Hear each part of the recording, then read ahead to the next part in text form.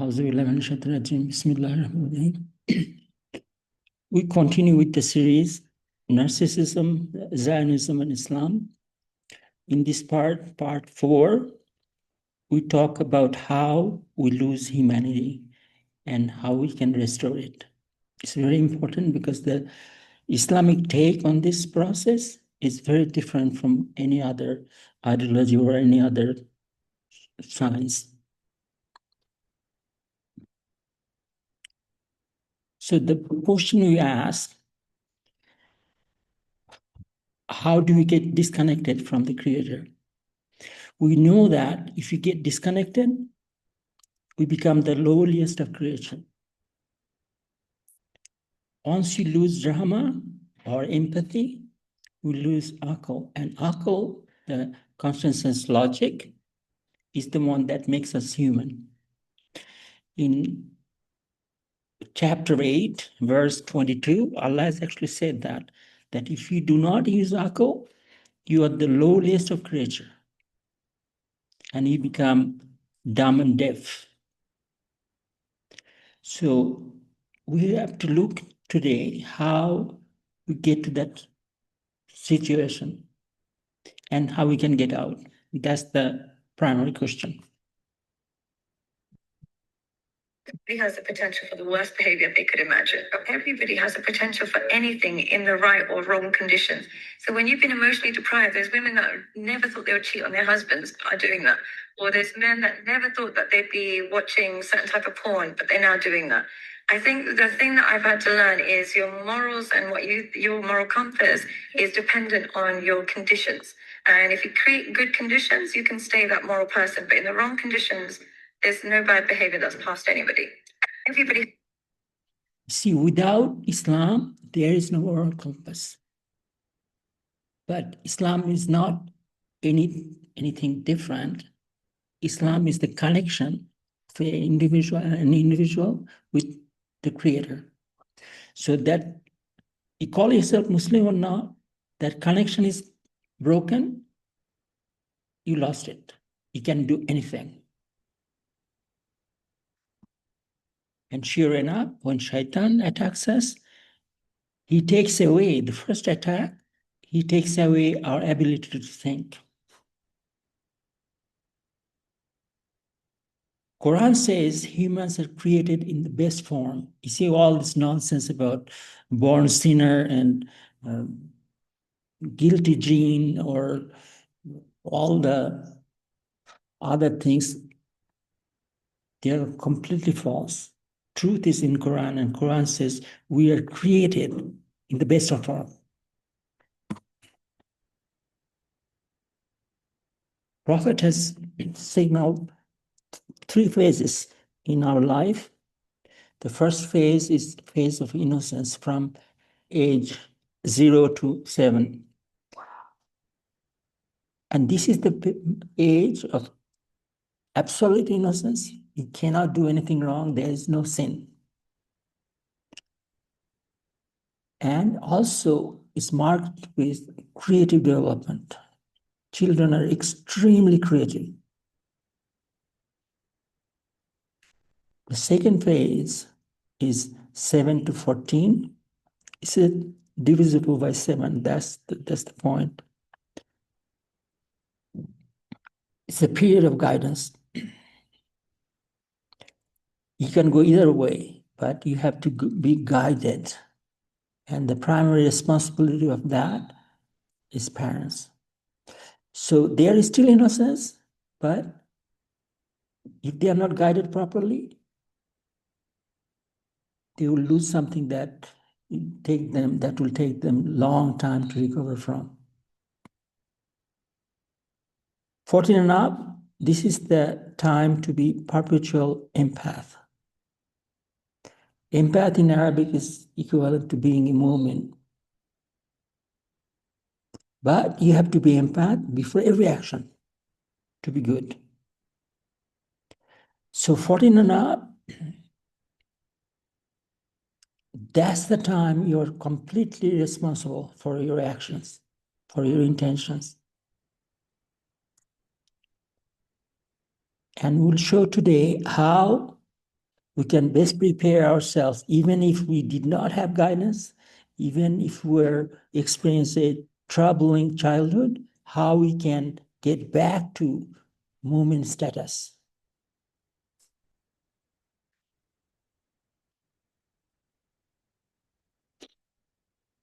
How would you raise, if you were a human, how would you raise a child that doesn't become another broken adult?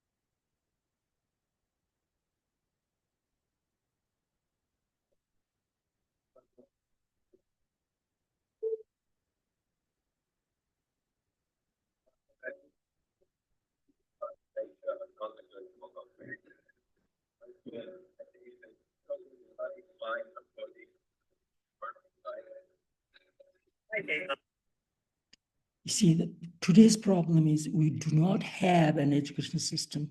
The education, so-called education system we have is a tool of shaitan. The natural education system has been gone since the beginning of so-called industrial revolution. Everything has been commodified.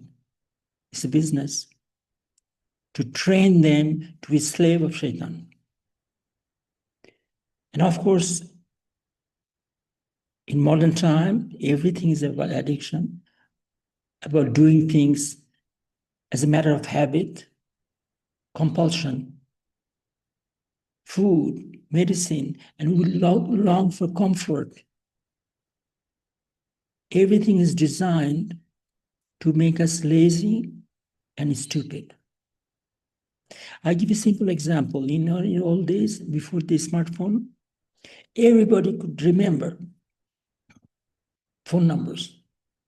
I remember hundreds of phone numbers. I would just remember that. I would know any location I have gone to. I never needed to consult the map because I have gone there once. Today, even taxi drivers need GPS. We do not remember even our own phone number. Everything is done for us. As a result, we do not use our thinking ability. You see how shaitan is working? It makes you stupid. Our brain cells are not being used. Our conscience is not being used because we are depending on robots to dictate our life. We decide based on what robot tells us. That's why I say that once you start to do research with ChatGPT, you're wrongly guided. You have no hope. Most importantly, at the last point, we are asked not to question the authority. It's considered to be unfit to be human if you are questioning everything. Yet, even the Rashidun Caliphate, the best of rulers, were open to questioning. Simple question we forget to ask. They are saying this, who benefits from this action? And you'll find out always Shaitan and his agents.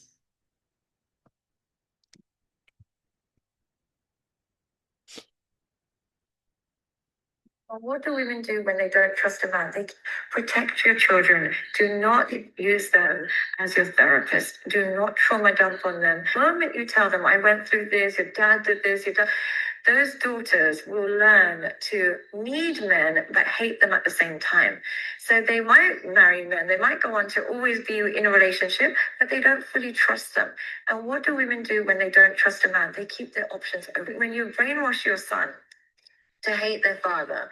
You brainwash them to hate their own masculinity. And you will teach them that women are always right, never question. Now, in the hands of the wrong woman, he is going to then be easily, and I mean very easily, brainwashed.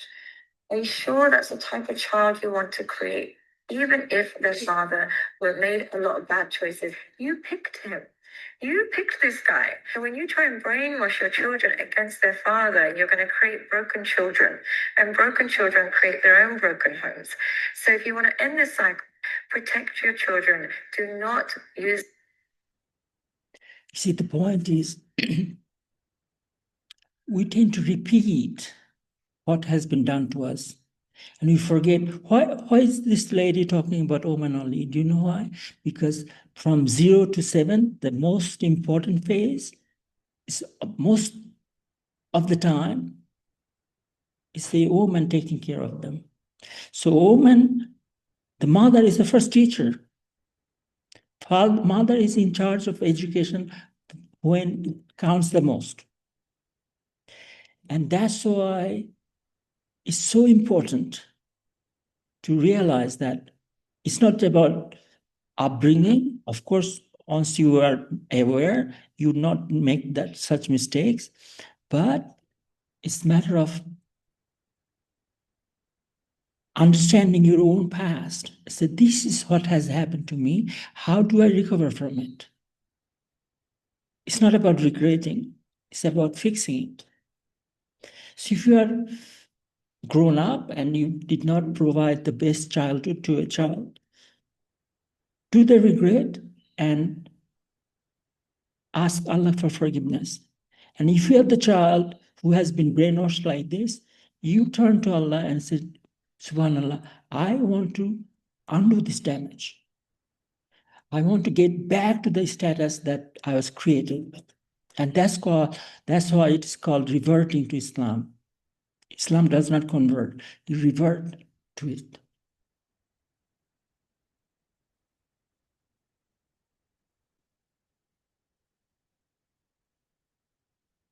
We are created with 99 divine traits. And Quran, Hadith says that we are created in the image of God. And this is a very common thing. People don't realize what image of God means. Because Allah also said that nothing is like him, right? Nothing he created is like him. So what does it mean then? We don't look like Allah, but our traits, qualities, we have all of them. All 99 divine traits, we have it.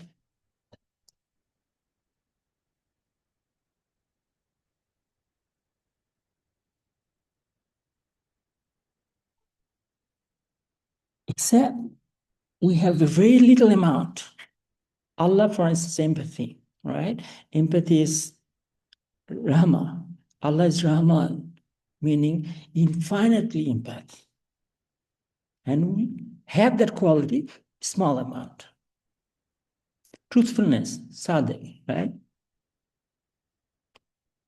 Haq, purity, trust, moment. We have all of them, but a small amount. And Allah, on the other hand, is the epitome of it. Allah is absolutely pure. We are born pure with purity. What happens in this process? When you're born, we don't have all 99 qualities. And this is something that I only found out recently. What we have is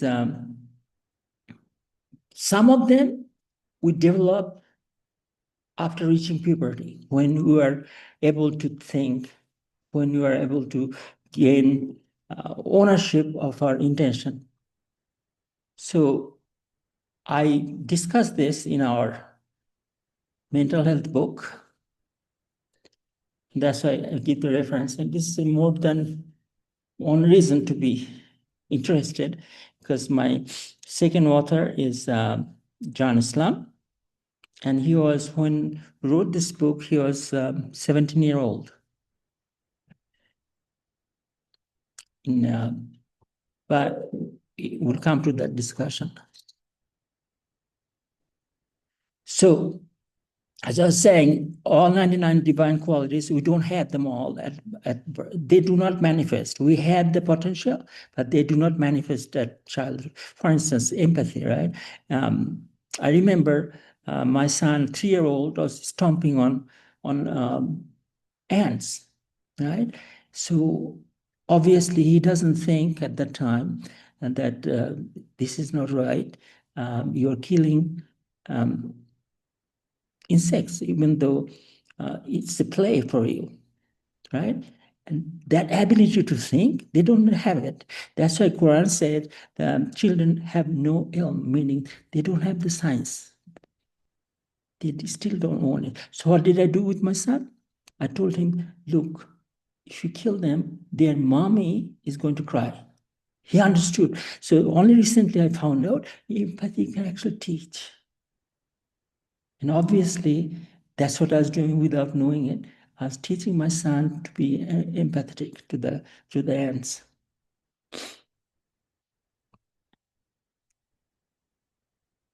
Most important quality is drama. We talk about it a lot, that once you lose drama, you lose your humanity. And that one, we don't have at birth. We have to connect it. We have to seek out. And that's why you're sinless from 0 to 7. And after that, you start becoming accountable. And you can be taught Rama. But after 14, you become liable. If you do not have, it's your fault. Because you are supposed to seek out. And that's the starting point of any research. Why do you do research? Not to publish publication, to know what you're supposed to do. That's why doing research is an obligation in Islam. How would you do anything if you do not know how to think? How do you plan? How do you make a conscious action if you do not know how to plan? Planning for future, the time function is empathy.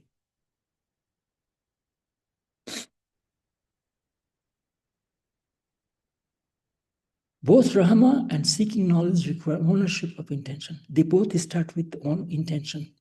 And we talked about it last episode, part 3, that intention comes before any action, including seeking knowledge, including making dua. Even when you're praying to Allah, intention has to be there, because without proper intention, you cannot be sincere. You're doing it like a ritual.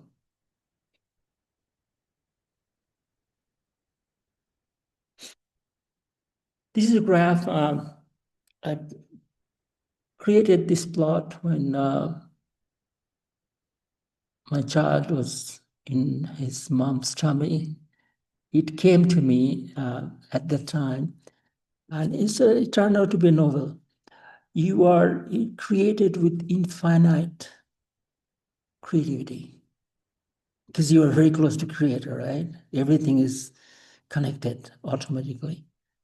As you grow older, this creativity falls drastically. Then more slowly later on.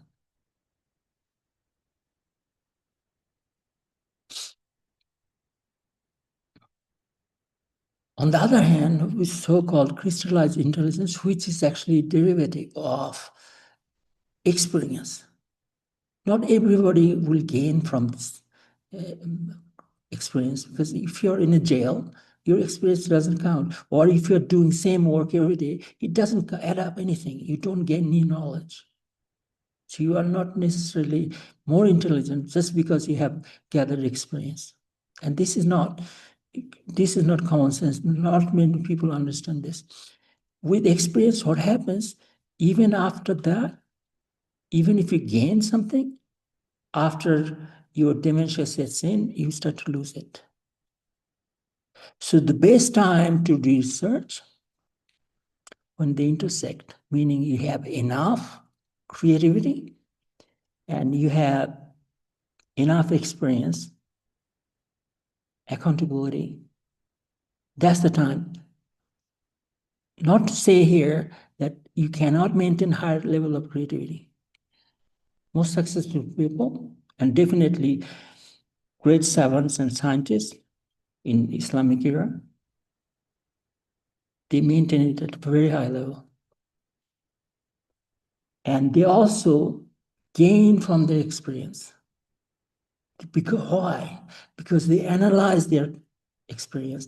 They actually do self-reflection. If you're disconnected with Creator, you don't think about your actions. Because with that thinking comes accountability, comes asking for forgiveness, regret, remorse. A narcissist doesn't have any of those.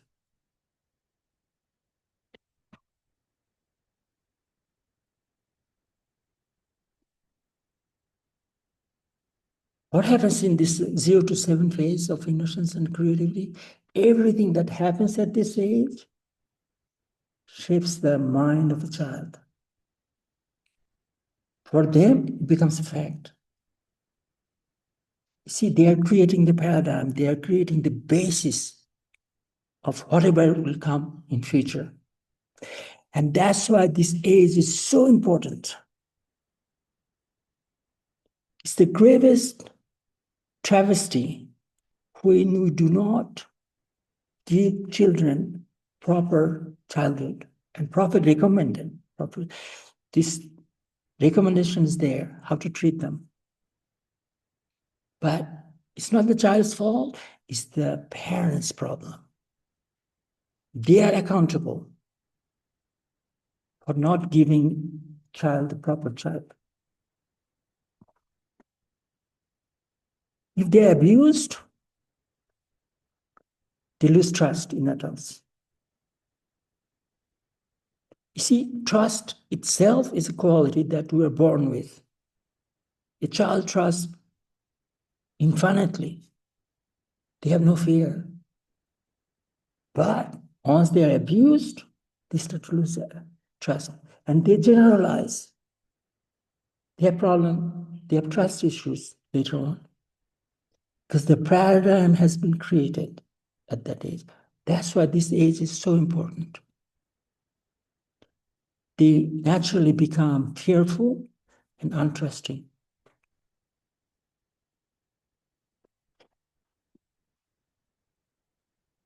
And this, they lose the most important divine quality. It's a trusting. And this is the meaning of movement. You know, when you say he became a Muslim, actually, in reality, he became a movement. He's confirming that he's trusting. Allah calls himself Al-Mumin.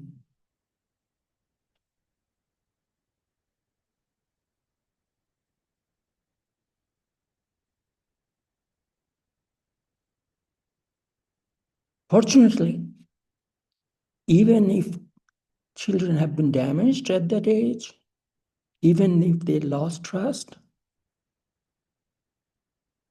it can be restored. And this is the difference. In Islam, you have until the death to correct yourself. It's very easy. It gives hope all the time.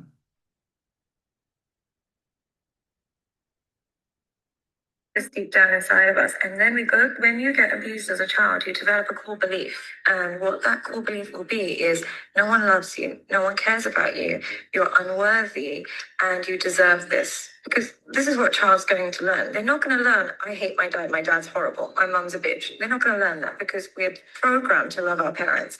Whether we like it or not, it's in us. Because if we don't love them, we have no one to save us, we die. So when they stop abusing us, we don't stop and think dad's on a substance, mum is just really detached. We think I am unlovable, I'm disagreeable, I'm the problem. So we develop this deep down inside of us, and then we go through life looking for people to validate that belief. Right. So we look for somebody who reminds us that we're unlovable. We deserve pain. When we meet somebody who doesn't remind us of that, that's weird. That's uncomfortable. You almost punish them. You have that inner child that's broken and the adult that wants to be with this healthy relationship. Right. And they're constantly battling each other. Did you hear the problem? They created a false paradigm, and now somebody comes along and who is trustworthy, they don't trust them. It's very hard. It's easy for the child when he grows up to not trust. And this is a very big problem with disturbed childhood.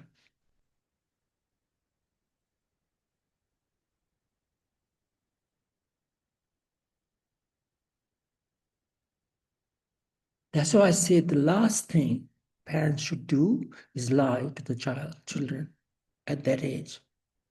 Yet we do that.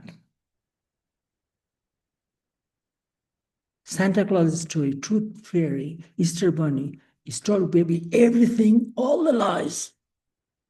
We say nothing but lies. Cut short.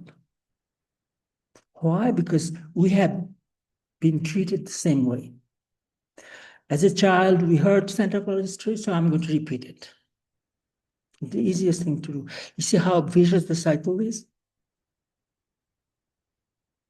If you can break this cycle, if you can break the things that you have experienced as a child, then the benefit of that would be passed on until the day of judgment. You would be rewarded until the day of judgment. If you are not abused, but you started the abuse, the harm of that, the sin of that would be carried out all the way through.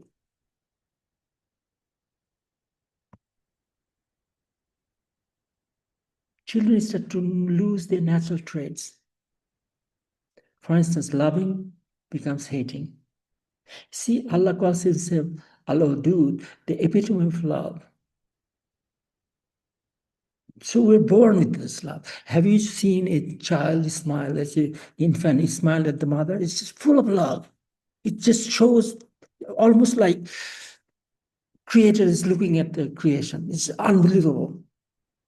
Yet they start to change that, and from loving to hating, trusting to distrusting. Their natural creativity, you see, Al-Khaliq, Allah is the only creator. Children are extremely creative. Yet they soon become victim of repetitiveness. They repeat the same thing. It's not natural for them.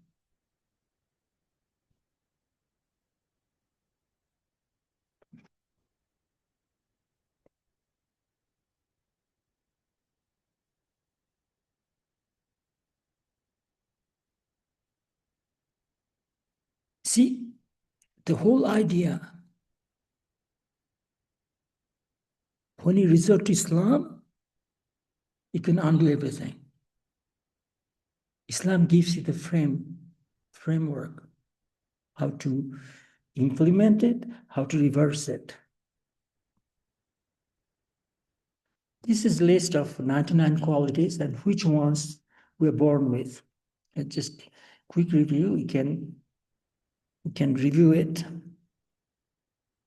by stopping this, by pausing this video, but basically giving some idea. These we do not have at birth, but we have absolute purity, Al-Quddus, that's Allah's feature, As-Salam. So, well, how could a child, infant be peace giver, right? Have you looked at a mother? The amount of peace she gets by looking at a sleeping child, sleeping infant, just unbelievable. Moment, they're very trusting. Then, majestic. Every child is very majestic. They have no fear. They can captivate the whole hall full of people. True majestic. They are very creative. They start things that nobody thought possible. They're also fashioner, the constant forgiver. Child forgets, infant forgets very easily.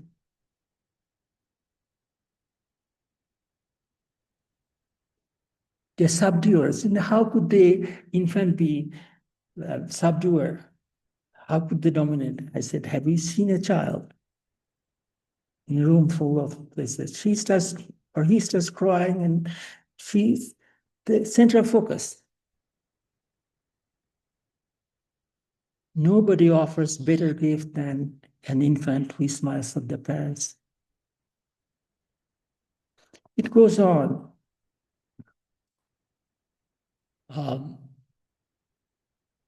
They are very subtle, and it's a quality, divine quality. Majestic, we talked about it. Most loving, Allah Dud is Allah's feature, the epitome of love, and children certainly have it.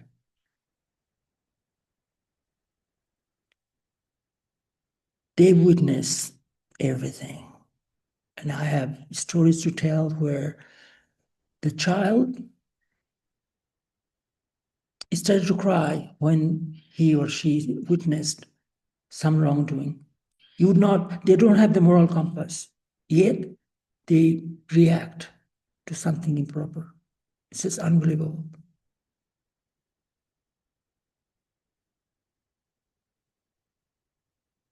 It goes on, and this is a long list, but the point here is the ones not listed here are not all listed here are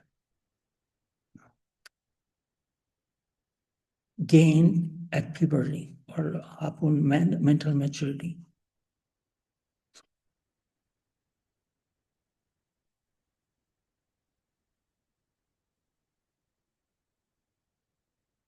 The last one, and children certainly don't have it, is patience.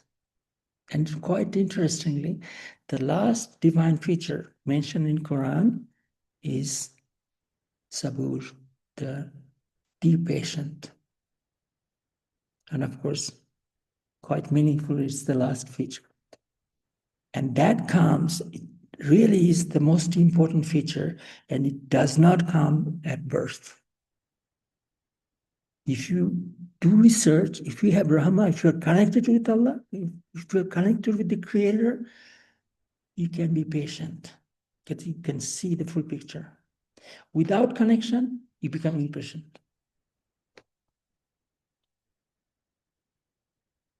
So the idea is to recognize you have all these divine qualities, and you have the ability to reset, to factory setting, so-called. And factory setting is in Arabic called akhlaq. This is the original traits that Allah created us with. So it's a matter of going back to the factory setting so we can get rid of all the junk that we have collected.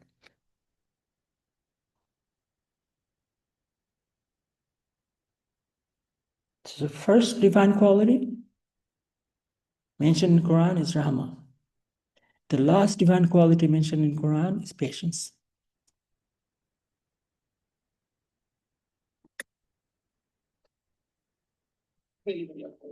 First of all, Dr. Mitchell, why are you talking about fatherhood? way our culture treats fathers wrong, the myths we carry about fathers are wrong. Men have a very specific role in child development. And I wasn't expecting to find this when I first started, so it's fundamental. The child wide inspired. So what we're finding is beyond. Both parents have a role. So if you do not have both parents from age 0 to 7, there will be deficiency. Voluntarily through divorce or involuntarily through death. If that turns out to be the case, there will be deficiency. There's nothing wrong with it. But if you are aware that I have This deficiency, you can work on it. This is the point. And when you become a parent, do your best to make sure that your children have both parents present, especially from 0 to 7.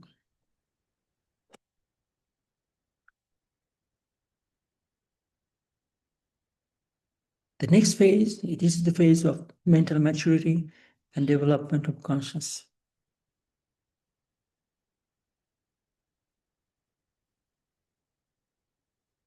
This is the phase known to have the greatest power of akal, consciousness, logic.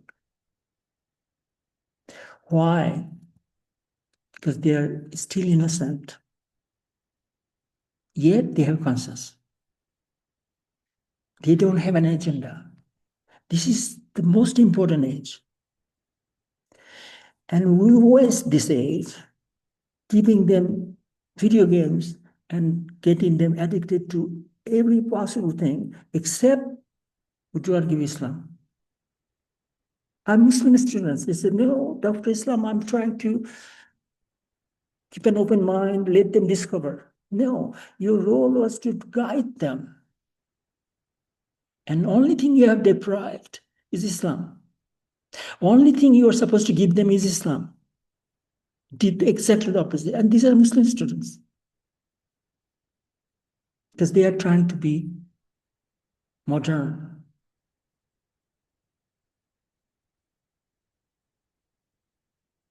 This is the time of after their mental maturity. It starts with their mental maturity. They would access those facts, use cognition access to form theories. Remember childhood. Whatever happened with their childhood, they will analyze at this point. And if they are not guided properly, they will make up their own theories. If they have mistrust, if they experience no love, they will do the theory advancing that there's no love, there's no trust. Because now they can form theories. So this is the danger of this age. Must have the guidance.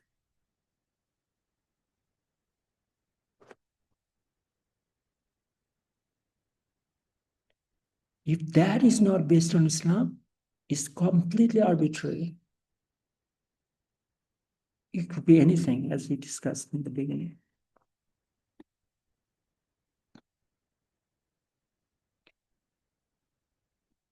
Most important in this, as parents, as young adults, we should remember, it's the company. Prophet Muhammad said, if you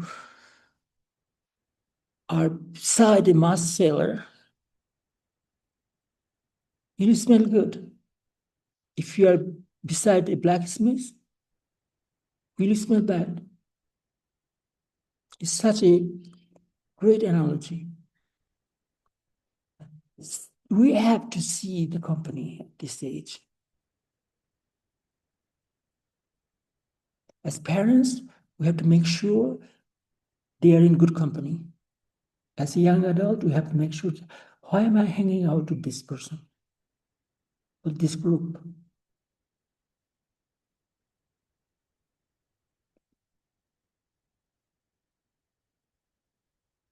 So we have childhood memories, and this is extremely important graph. We have childhood memories, right? Bad or good? We all have it.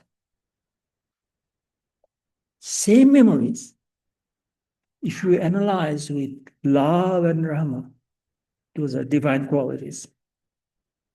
With empathy and love, you'll actually increase your knowledge of the truth. See the point? Same childhood. If your starting point is fear and you do not have Iman, you do not have empathy, you conclude completely different and you increase your ignorance. More you think, more ignorant you become. You see, know about overthinking. You know, overthinking is a terrible thing. Yet, constantly thinking consciously is actually a great thing. You become a scholar. And we give an example, we see an example of that. Same childhood can make a scholar. You know, most of the imams, they grew up in a single mom's home. Right? Prophet Muhammad did not even have a father. Great scholars, many of them did not have a father at home, died. Single mom raised them. Yet they had no problem. They became great scholars. On the other hand, Newton, Hitler, name it, Milosevic, all the way to today's Ben Shapiro, to everybody else, they had terrible childhood and they became terrible. They did not have a father figure and they became biggest criminal as possible. So it's not the childhood's problem. Everybody has some childhood. It's the problem when we start to avoid thinking with drama and love. And that you have the ability. That's the point.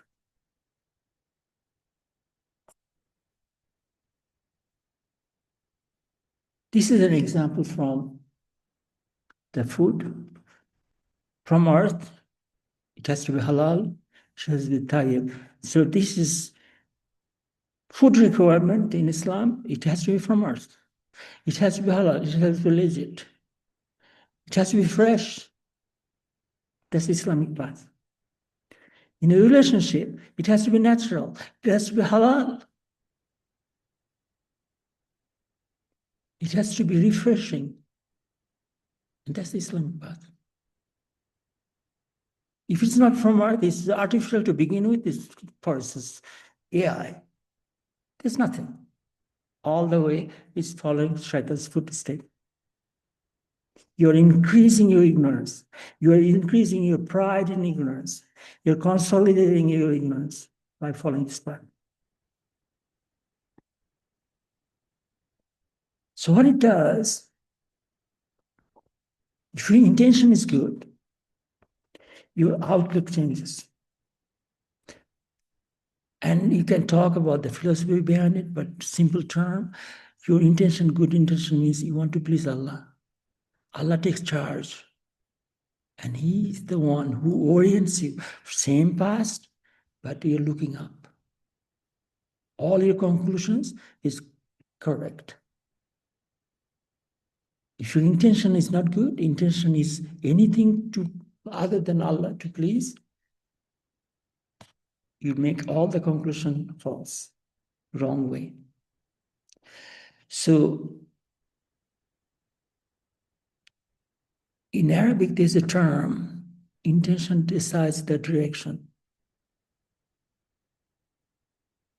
And of course, the first hadith in Book of Bukhari is the intention determines the outcome, long-term outcome. You cannot affect the short-term outcome because short-term outcome is part of qadr, part of universal order. You cannot touch it. It's the long-term outcome that you can affect by having bad intention. This is a cycle in Chinese philosophy, yellow emperors. And of course, he was probably a prophet anyhow. He also curiously divided the lifespan in divisible by 7, 14, 21, 28. That's for female. Then decline starts, and after 49 years away, the power. For male is slightly delayed, but eventually at a greater age, it starts to decline. This process is a function of environmental factors. That's why environment, which includes, by the way, company, human, also part of the environment, food, weather, right? all the pollution, they are all part of it. So they all affect, but affect male and female differently.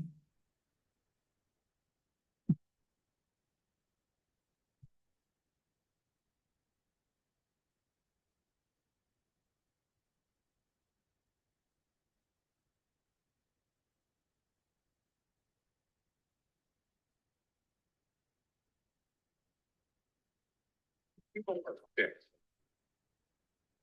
Those are children.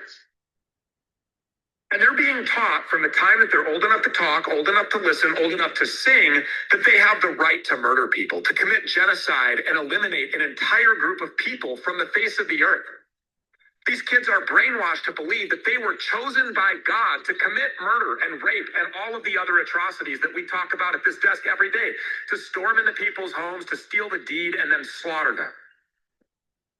They think that the right to commit genocide was promised to them by God thousands of years ago. And if you think that they're going to stop at killing Arabs or Persians, and by the way, the kids in that video, they're not some isolated group of extremists. They're not some rare breed of fundamentalists. What you just saw there is your average Jew. And their fake, illegitimate homosexual nation state is built on everything that you just heard them sing in that song. Those words are the foundation of the Zionist entity, the Jew. Do you see how it got connected? By the way, that the video was Israeli children being taught how to kill, how to hate Arabs. That's how Zionism comes into play. This is the shaitanic system that undoes everything Islam teaches. Exactly opposite to Islam.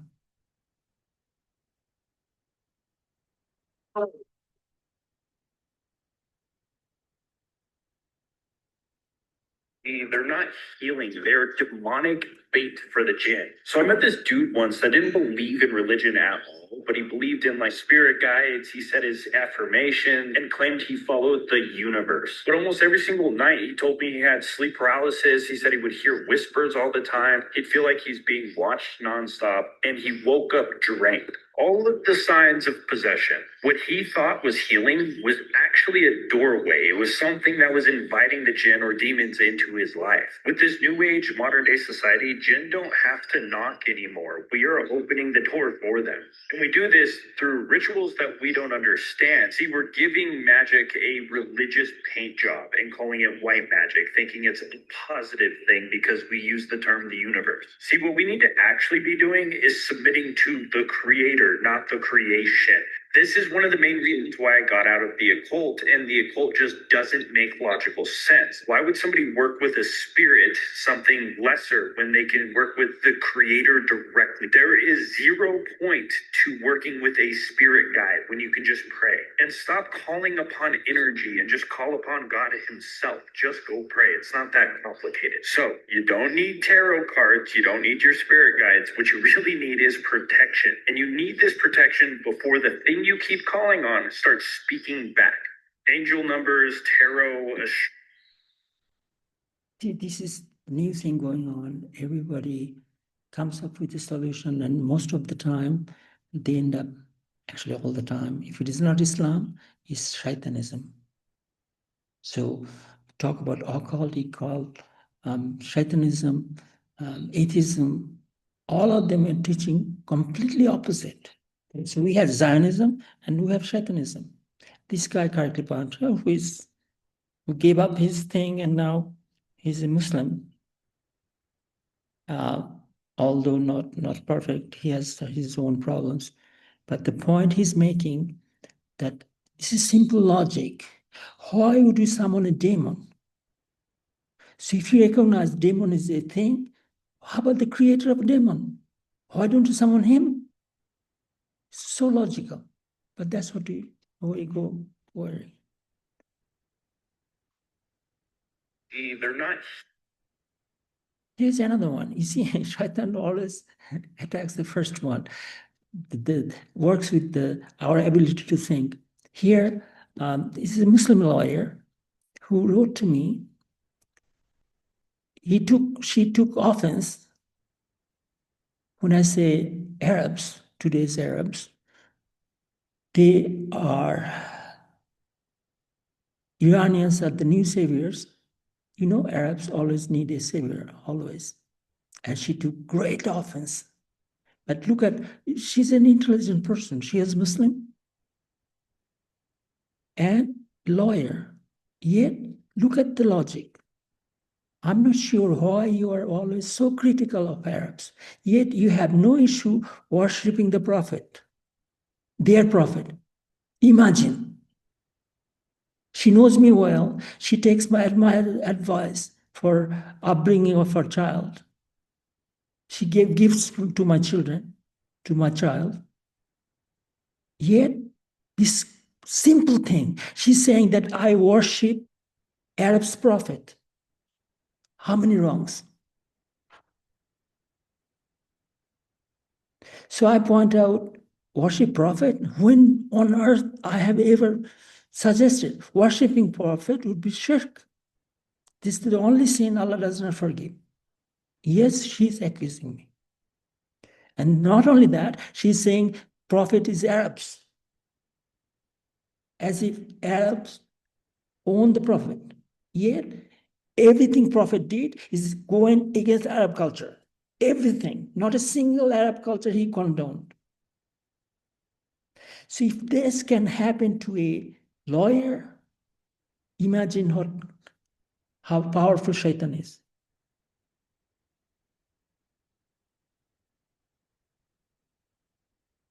This is a glaring example. So what is that excuse? What is that excuse?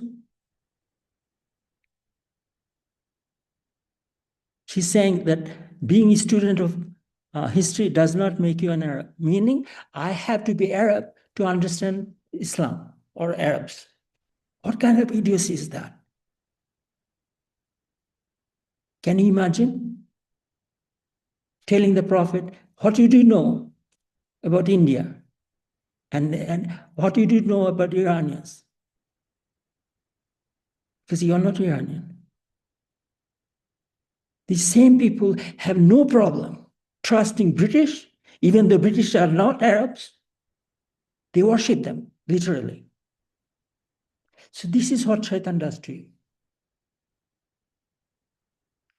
Makes you completely dumb, deaf, and blind. Remember what Allah said? If you do not use akal, you become lowliest of creature. The very lowliest. And this is a prime example. She continues, look, I don't need his lectures on Islam. I'm simply not interested. Since I was 16, I have chosen not to attend any lectures related to religion, and I am not going to waste my time on them now. I believe in other things in life, and that's where my focus is. Remember what I said? It could be the same path. Apparently, she was guided from 0 to 7. She had no problem. Still, she chose the path of after 16. So who advised her? Who created this hatred of Islam that she doesn't want to talk about? She's talking complete nonsense that involves Allah and Prophet. Who taught her that? See, age 16. That's why I cited this example. And what happened to other guys? My son, also same age, is 17. He wrote the first book, sole authorship book, at the age of 17. This lady, the lawyer lady, she lost her Islam. She became a jahil. And look at him. My son did not have as good a childhood as that other lady. The other lady was Arab. She had access to all Arabic. She went to Arabic school, yet she lost it completely. On the other hand, growing up in in Canada, none of us spoke Arabic. This is what he got. He wrote a book at age 17. Why is it a book? Because the outlook he gives is unprecedented. It's a scholarly book. Until today, the language, the context he gave is never heard of. Both same age.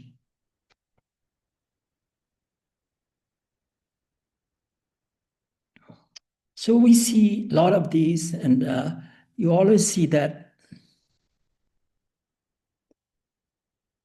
it's either Zionist or misguided cultural Muslims. You know, my episode on Maghzub, that in Prophet's time, the Yahud, the Jewish group, they were the epitome of misguidance. When you say, we are seeking protection from that kind of people. Today's cultural Muslims have become that. They are worse than Zionists. Iran was thrown to the negotiating table. In fact, if I remember, it's Benjamin Netanyahu who was making the phone call to the United States saying, we need to stop.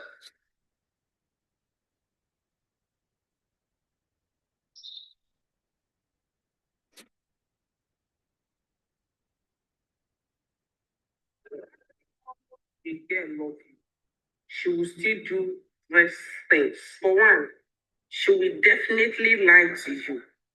Number two, she must ask you for money. 3, she must cheat on you. We're talking about some of these fundamental qualities, how, you know, talk about Zionism, talk about cultural Islam, the misguided ones, talk about scamming. All of them arise from departure from Islam, from disconnection from Allah.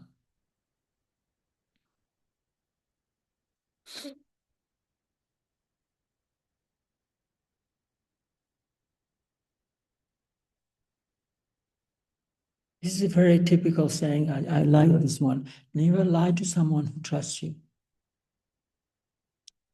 Even if you have lost trust as a child, get back. Do not lie. It's never too late to correct. On the other hand, never trust someone who lies to you.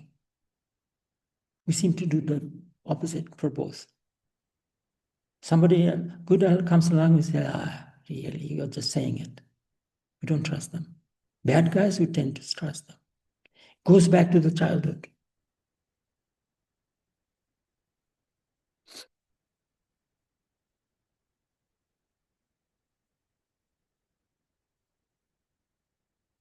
These days, interestingly, internet is full of these characters. We talked about the cultural Muslim. Even when we have so-called reverted Muslims, they fall off the cliff very easily. They start their same old nonsense.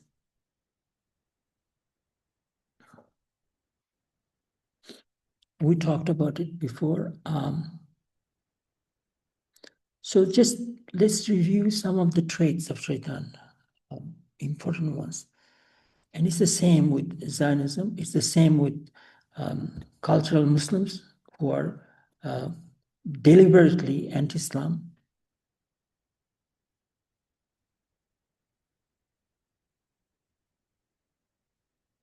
The greatest mission that we have is to prevent a militant Islamic regime from meeting up with nuclear weapons or from nuclear weapons meeting up with a militant Islamic regime.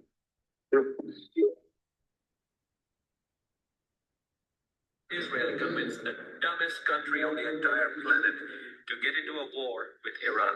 Just said Iran tried to assassinate President Trump twice.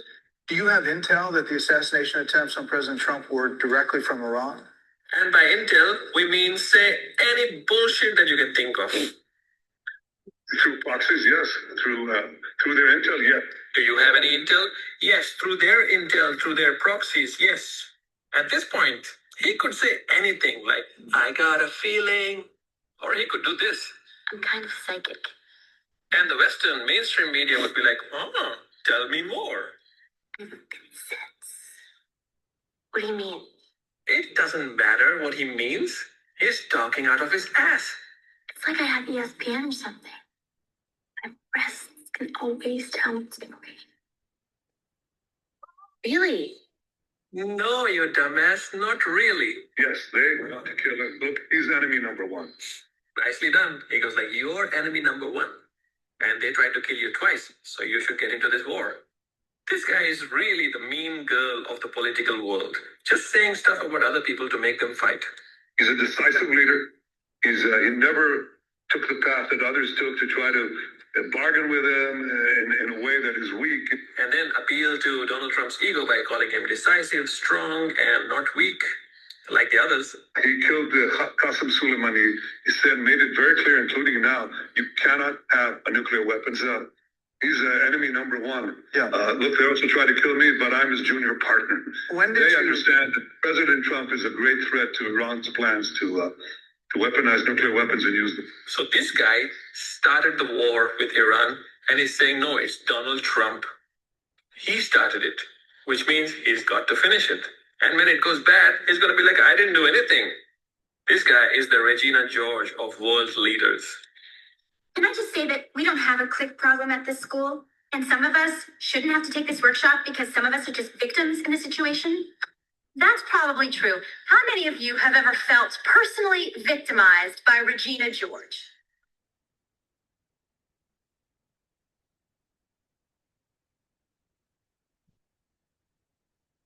You know who all those people are? Literally the rest of the world, or Hamas. How does Israel come? Around the corner. It's already been planned in boardrooms. Obviously, that's how wars happen. We understand this now. Okay, whatever they're selling to the public, oh, well, it's because of Iran assassination. So bottom line is, Shaitan starts to lie. If you detect yourself, if you catch yourself lying, that's when to stop. Then I'm not going to lie. That's not an option. To get back, stop. First thing you stop, no lie, no lie. Say quiet, say nothing. So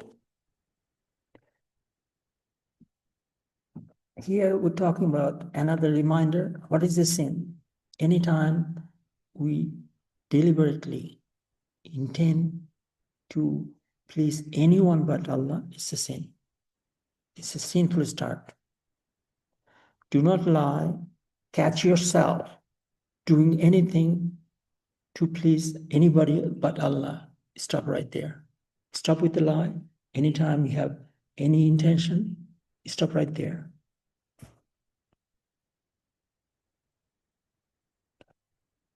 Avoid all addictions.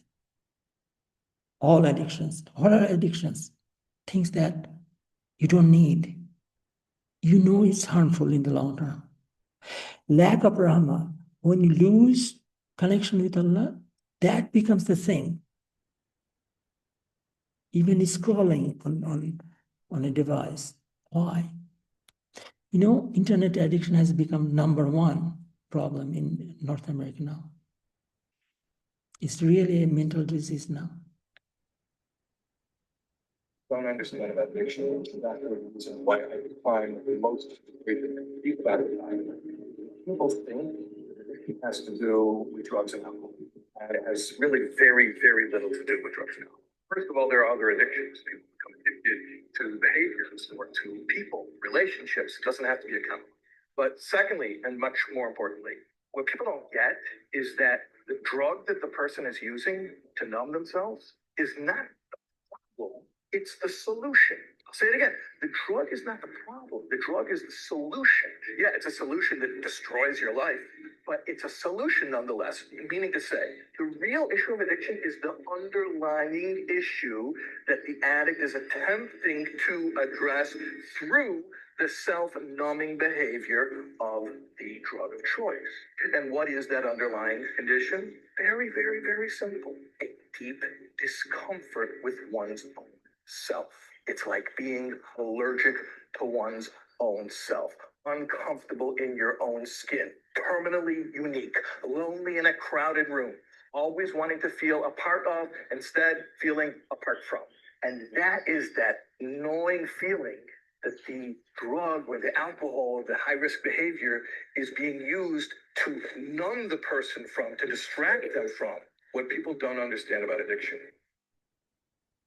See the point? If you love yourself, you take Islam. If you hate yourself, that's when all these things come up. Shaitan hates himself. That's why he gave up his entire future so he can have this ego stroke. Catch yourself. Why am I doing this? Am I not worthy? I am the Khalifa of Allah. My job is to represent Allah. How did I come to this self-pity?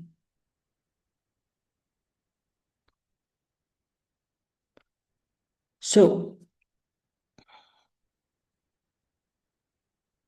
Shaitan is incapable of speaking the truth. Same way, to avoid Shaitan, stop lying. Starting with intention, starting with sincerity. If your intention is good, you'll be sincere.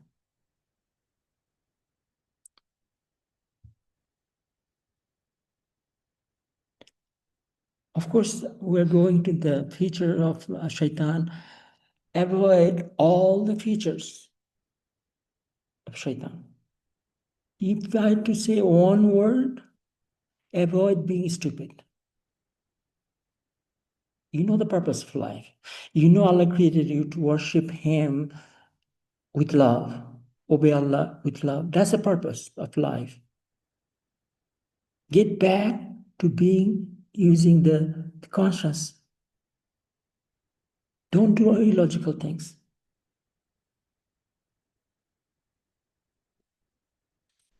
Anytime you catch yourself, say Astaghfirullah. I go back to Allah. Allah forgive me. And say A'udhu billahi minash shaitanir rajim. Meaning I seek refuge in Allah from Shaitan.